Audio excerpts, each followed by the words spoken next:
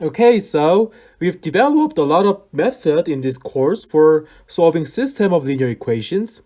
But what if we encounter a system that doesn't have any solutions? So in this section, we're going to try to minimize these kind of problems by approximating a solution. So in other words, we will find x hat such that a times x hat is as close as possible to the given vector b. So basically, let's say this plane to be a column space of your given matrix. So this is column space of A. And if you have a vector B that goes outside of this column space, then we don't have any solution for this non-homogeneous equation Ax equals to B. And this is because B is not an element of the column space of A. So we call that, if you expand this matrix vector product, then you will get a linear combination of columns of A with its weight x of i's. So basically, the key idea for this section is to approximate as much as possible, say B hat, so that we can find the solution Ax equals to B. So we're gonna solve Ax hat equals to B, where B hat is a projection of B onto the column space of A.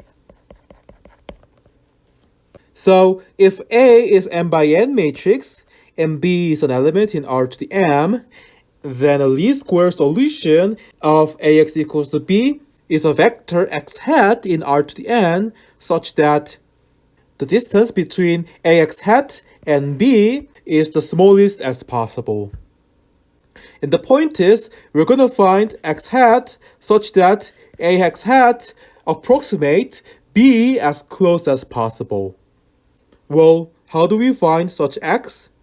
Well, we already know that the closest vector to B inside the column space of A is given by the best approximation theorem, or the orthogonal projection of B onto the space.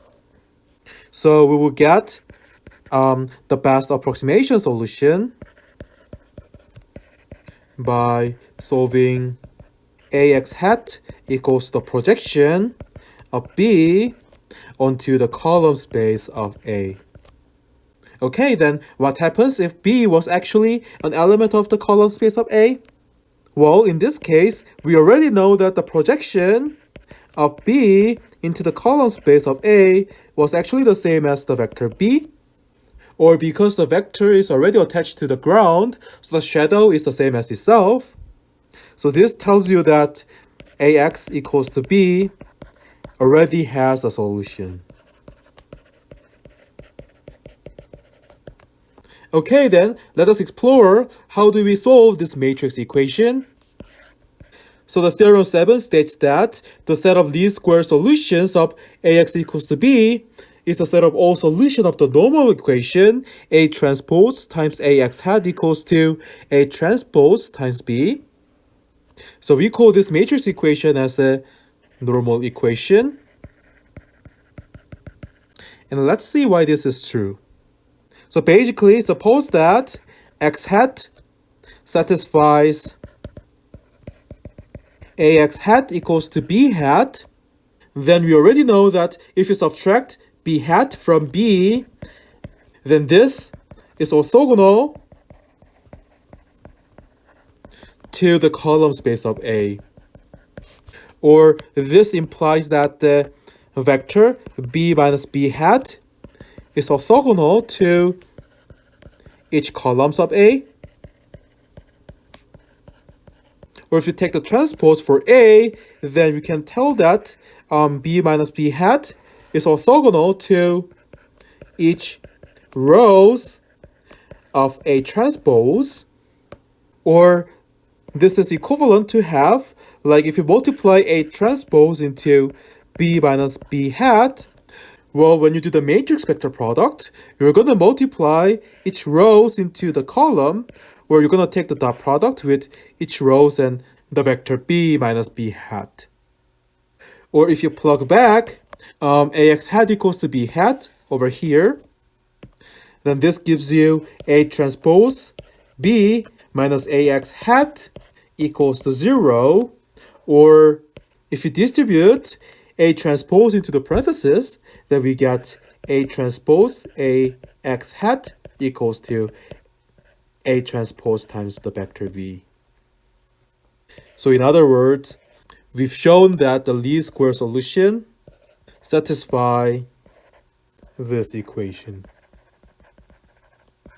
And the reason why we consider this normal equation is, well, this can reduce a lot of calculation. So basically, like, we don't ever have to consider the projection of B onto the column space of A. And indeed, it's really hard to find the basis for the column space because you have to take the row echelon form of the given matrix.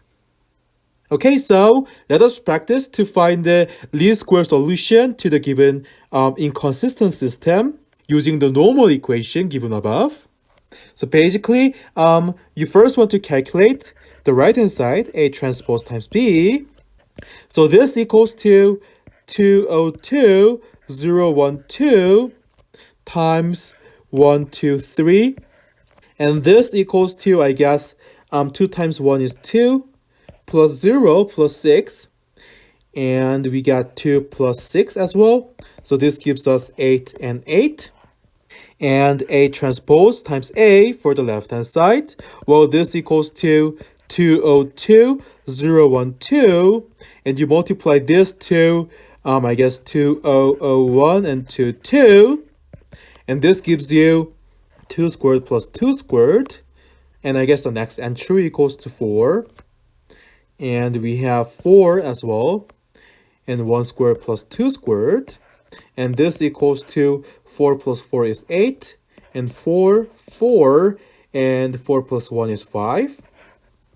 Then the normal equation, A transpose A times X hat equals to A transpose B, becomes, we get 8, 4, 4, 5. X hat equals to 8 and 8. So the quick mental check is, this matrix is invertible because the determinant is not equal to 0.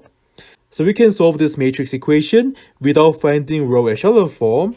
So X hat is the same as, well, if you multiply the inverse matrix of that coefficient matrix, then we get this inverse times 8, 8. And the inverse matrix equals to, I guess, determinant is 40 minus 16. And 5, 8, I guess negative 4, negative 4. And the rest are the same. Then this gives you 1 over 24. Well, we got 40 minus 32 and negative 32 plus 64. Or in other words, this equals to 1 over 24, 8, and I guess it should be 32. So we got 1/3 and 4/3 as the least square solution. So in case when A transpose times A is invertible, then we can quickly solve the matrix equation. So in general, when A transpose times A is invertible, then we can multiply the inverse matrix of this one into the normal equation given by A transpose A X hat equals to A transpose times B. So if you multiply the inverse matrix for the both sides, then this gives you A transpose A inverse times A transpose A X hat equals to A transpose A inverse times A transpose times B. Or in other words, we get X hat equals to A transpose A inverse times A transpose times B. However, if A transpose A is not invertible, then we need to solve for RREF of the given matrix A transpose A to solve for the solution set of the given matrix equation. And here I want to point out one important thing over here. So note that A transpose A inverse, so the inverse matrix of this matrix product is not the same as A inverse times A transpose inverse. And do you see the reason why? Well, the reason is because A is not necessarily a square matrix. Or in other words, the given matrix A may not be invertible. In some cases, there may be more than one possible least square solution, and that happens when A transpose times A is not invertible. So if the solution set for the normal equation have free variables, then the least square solution is not unique. So theorem 8 summarizes what we have seen above. So suppose that A is n by n matrix, then the following statements are logically the same thing. So Ax equals to B has a unique least square solution for OB in Rm if and only if the columns of A are linearly independent, and that is also equivalent to have A transpose times A is invertible. And when these statements are true, then the least square solution is given by multiplying A transpose A inverse to the normal equation. The least squares error is the distance between B and the vector Ax hat, and this really measures how far your vector Ax hat, which is the same as B hat, to the vector B. So let us calculate how much the least square solution far away from the given homogeneous equation that is given by the example on the last page. So I quickly copied the thing that we have gotten in the previous page. So we had B equals to 1 to 3, and the least square solution was 1/3 and 4/3, where A is given by this 3 by 2 matrix. Then Ax hat, that corresponds to B hat, is given by 2, 0, 0, 1 to 2, and you multiply this to 1/3 and 4/3. Then this equals to, I guess, 2/3 and 4/3, and 2/3 plus 1/3 equals to 10/3. Then the distance between B minus B hat equals to, so the magnitude of 1, 2, 3 minus 2/3 and 4/3 and 10/3, and this equals to, I guess, 1/3 and 2/3 and negative 1/3. And if you calculate the magnitude of this vector, then we get 1/9 plus 4/9 plus 1/9, where this equals to 6/9, or in other words, we get square root of 6/3. So the point for this problem is, well, we approximated the solution set for the inconsistent equation Ax equals to B, but the error of the solution is given by the square root of 6/3. If you have a QR factorization for the given matrix, then the situation got a lot more easier. So suppose that A is n by n matrix with linearly independent columns, then you can expect that the least square solution is unique. And let's also say that we already know the QR factorization for the given matrix. Then for any vector B in R to the m, then Ax equals to B has the unique least square solution given by x hat equals to R inverse times Q transpose times B. So we already know that, well, by the previous theorem, I guess this theorem 8, because A has linearly independent columns, we have x hat, the least square solution, is unique. So what we have to do is we have to verify that the given representation, R inverse Q transpose times B, is the least square solution. So we'll check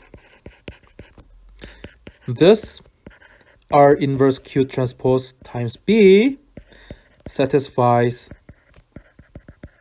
Ax hat equals to B hat. So basically, if you plug this into the matrix equation, then this gives you A times R inverse Q transpose times B. That gives you, well, we already know A equals to QR, so QR times R inverse Q transpose times B.